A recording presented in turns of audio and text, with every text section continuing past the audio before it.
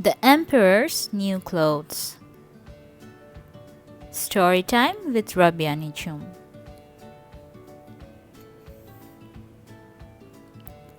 A long time ago, there lived an emperor who was extremely vain. He wanted to be the best dressed ruler in the whole world. He spent his days parading up and down in his new clothes, and he completely neglected the affairs of the state.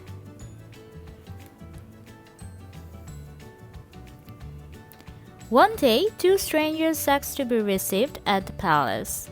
They said that they were tailors. In fact, they were rascals who had decided to take advantage of the simple nature of the emperor, who so loved to be flattered.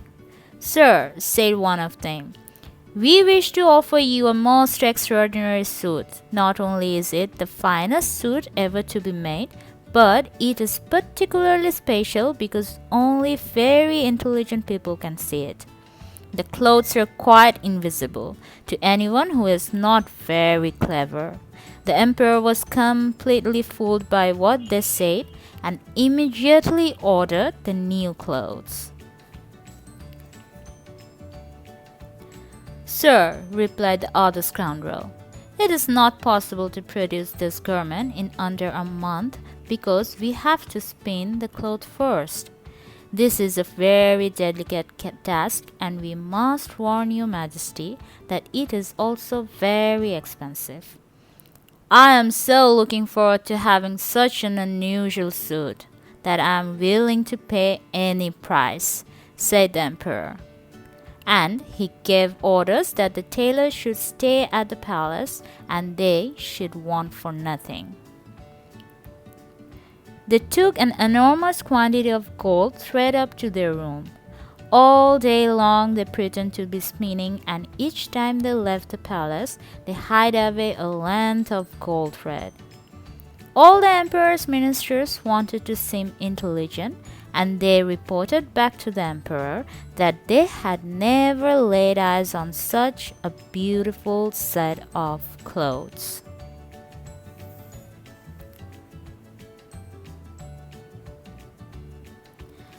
None of the important people wanted to admit that they could not see the material. Several days later, the two spinners announced that they had finished spinning. All the thread had disappeared. They pretended to cut and sew, and then they asked for precious stones to embroider the suit with. The emperor allowed them to dip into the treasure chest. Finally, the day arrived when the emperor was to try on his new clothes. The tailors presented the garment to the emperor.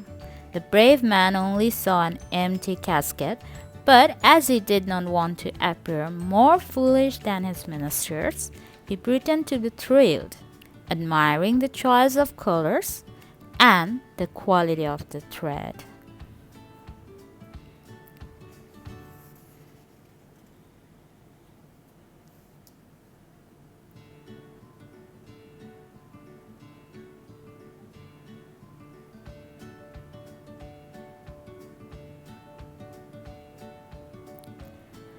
The two rascals held the suit against the emperor and pretended to take in several gathers. "I think that is just perfect. You look magnificent," one of them said. The emperor approved heartily and decided immediately to go to and show off his new clothes to all his subjects. And so he paraded through the streets of the capital. Not wishing to appear stupid, many of the important people dutifully admired their sovereign and complimented him on his magnificent clothes.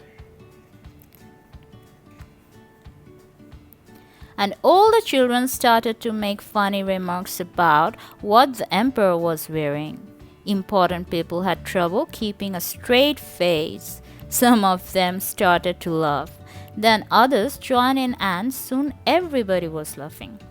But suddenly, a little boy asked in a very loud voice, "Who is that man strolling along in his underwear? And where are his manners?" A little girl burst out laughing. "Ha ha ha! What a funny man! He has pants on with little flowers, just like my granny's nightdress.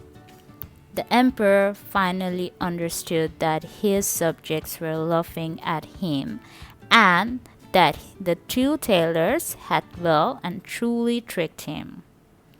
Well, there would certainly be some laughter in faraway place when the news spread.